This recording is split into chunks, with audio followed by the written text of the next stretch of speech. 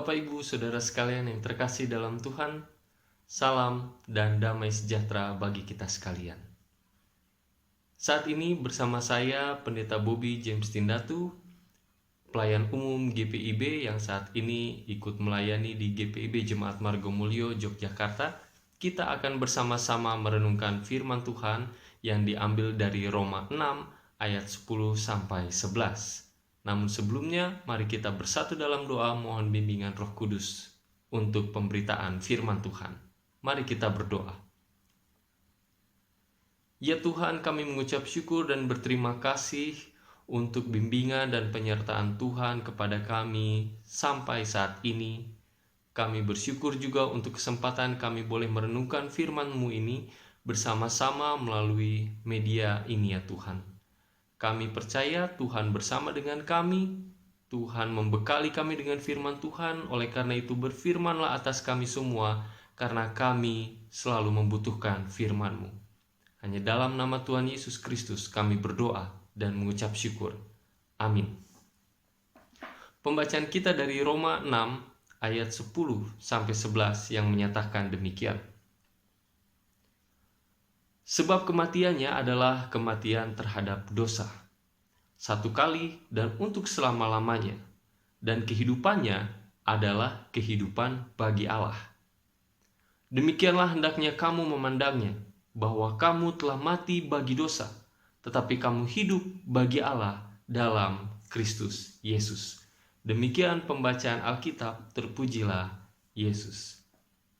Bapak, Ibu, Saudara sekalian yang terkasih dalam Tuhan, tema kita di saat ini adalah selalu bersama Kristus. Dalam teks yang kita baca saat ini, itu berisikan tentang peringatan sekaligus himbauan dari Paulus untuk jemaat yang ada di Roma. Kita mengetahui bahwa jemaat di Roma itu terdiri dari orang-orang Yahudi dan juga non-Yahudi. Nah, peringatan itu terutama dalam ayat yang ke-11 dikatakan, demikianlah hendaknya kamu memandangnya, bahwa kamu telah mati bagi dosa, tetapi kamu hidup bagi Allah dalam Kristus Yesus. Mengapa demikian Paulus memberikan peringatan ini kepada mereka saat itu? Karena ternyata pada saat itu banyak orang-orang yang masih memiliki pemahaman tentang hukum Taurat, bahwa hukum Taurat adalah jalan keselamatan bagi mereka.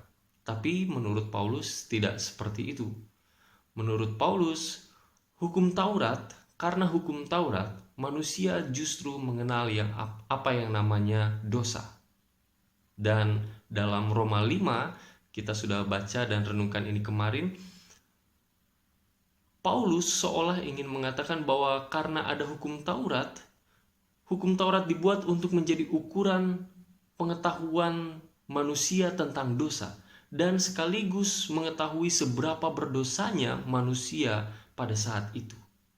Paulus bilang bahwa dari sejak Adam jatuh ke dalam dosa, maka manusia selanjutnya pun memiliki potensi dan kecenderungan untuk melakukan dosa.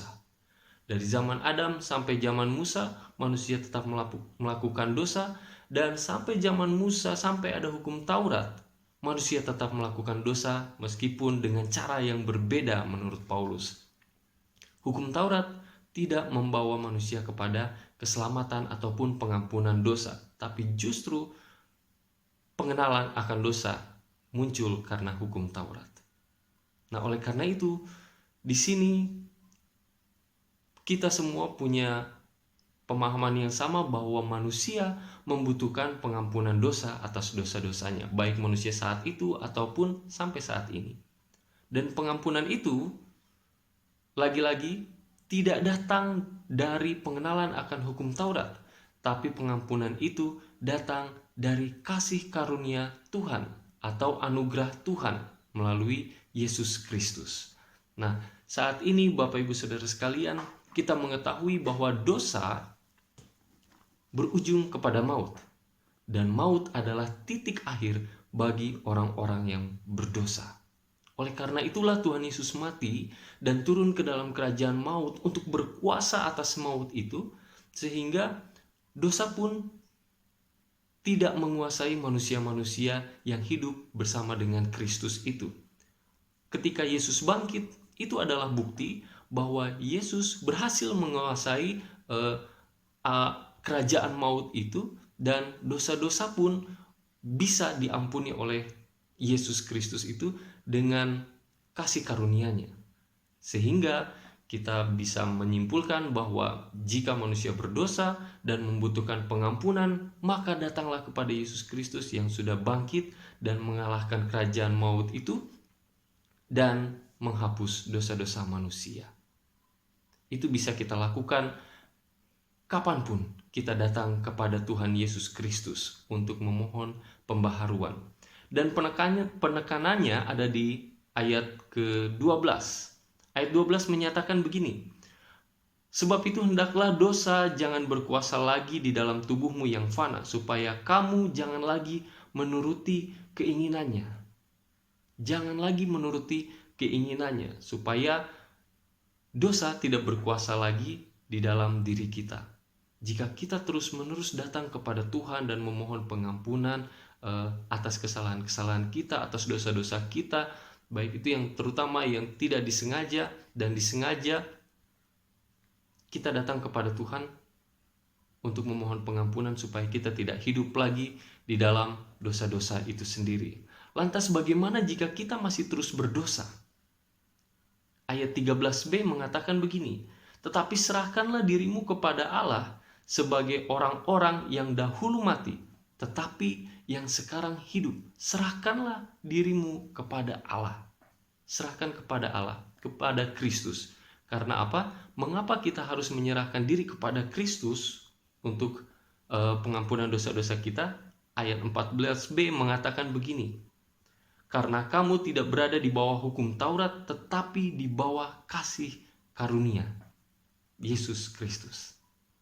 Karena kita hidup di bawah kasih karunia Tuhan Yesus Kristus. Nah, oleh karena itu Bapak Ibu Saudara sekalian, saat ini kita diingatkan kembali mengenai pembacaan kita ini, bahwa Tuhan Yesus mati dan turun ke dalam kerajaan maut adalah bentuk kasih-Nya kepada manusia untuk mereka yang berdosa yang berada dalam kerajaan maut. Dan ketika Tuhan Yesus bangkit di hari yang ketiga, Tuhan Yesus menang atas semuanya itu, dan begitu juga atas kuasa maut.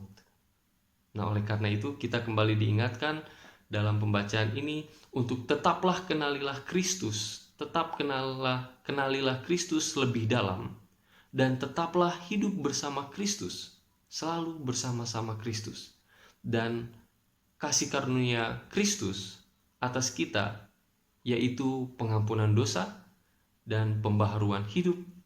Dan ketika kita menerima kasih karunia Tuhan Yesus Kristus, kita juga hidup bagi kemuliaan Allah. Oleh karena itu saya ucapkan kepada kita sekalian, selamat diperbaharui di dalam Tuhan Yesus Kristus, dan selamat hidup bersama dengan Yesus Kristus dimanapun kaki kita sekalian melangkah. Amin. Mari kita bersatu dalam doa. Tuhan, kami bersyukur dan berterima kasih. Saat ini kami diingatkan kembali melalui pembacaan Alkitab yang kami renungkan bersama-sama, di mana kami diingatkan bahwa kami butuh pengampunan dosa dari Tuhan. Dan kami butuh pembaharuan dari Tuhan. Ketika kami melakukan kesalahan dalam kehidupan kami mengecewakan Tuhan ataupun melanggar perintah-perintah Tuhan. Kami membutuhkan Tuhan ya Tuhan, untuk kami kembali ke jalan Tuhan dan dibentuk kembali oleh Tuhan. Oleh karena itu ya Tuhan, kami serahkan tubuh, jiwa, dan roh kami ini ke dalam tangan pengasihan-Mu. Karena sesungguhnya kami semua adalah milik Tuhan. Tuhanlah sumber kehidupan kami, sumber pengampunan kami, dan sumber berkat-berkat bagi kami semua. Kami terima firman-Mu ini dengan segenap hati ya Tuhan. Biarkanlah kami hidup seturut dengan firman-Mu dan menjadi berkat bagi banyak orang melalui apa yang kami terima saat ini. Bapa, kami juga saat ini berdoa, terutama untuk saudara-saudara kami yang terkena dampak dari bencana di NTT dan sekitarnya. Kami berdoa untuk mereka semua ya Tuhan. Tolong jaga mereka semua. Tolong lindungi mereka terutama dari sakit penyakit pasca bencana. Tuhan, kami mohon juga berikan mereka ketangguhan dalam menghadapi hari-hari mereka. Pastinya hari-hari mereka terasa lebih berat dari hari-hari biasa sebelum bencana ini ya Tuhan.